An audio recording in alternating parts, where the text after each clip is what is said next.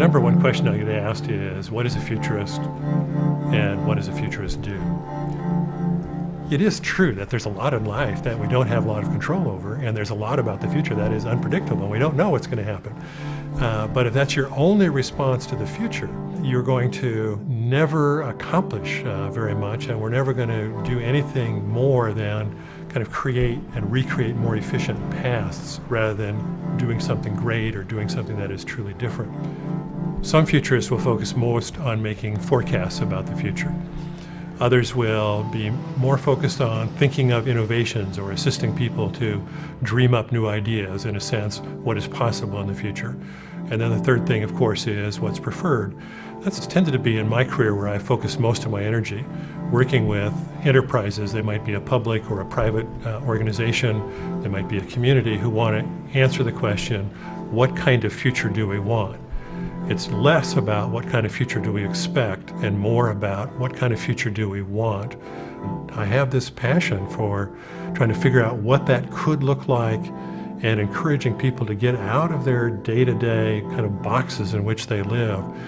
Working with me gives an organization this excuse, really, to do something that a lot of people in the organization would like to do anyway. They just don't ever have time to do it, and that's to take this longer-term look and, in a sense, a kind of wider angle look at the future as well, so that they're just opening up the possibilities, opening up the boundaries of their thinking. What is beyond our normal planning horizon in terms of what the possibilities might be, what the threats might be, what our competitors might be doing, and what would that teach us for today?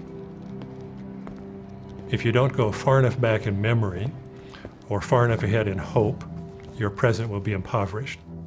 The way you think about the future tends to influence the kinds of choices that you make today. So if you just sort of keep your head down and focus on your day-to-day work, well, that's fine, you get by, but you miss out on this innate human capacity we have to remember and to dream. And if you can put those two things into your daily activity, then you have a chance to live a richer and fuller life. So what futurists have done, I think, is to say, hey, we have this human capacity, let's enhance it. Let's really take advantage of it. As a kid growing up, I had this interest in the future. I often tell the story that when I went to college, I decided to study political science because everything affects politics. And then I discovered future studies. It gave me a chance to continuously take a 360-degree look at the world. The future is not something that just happens to us.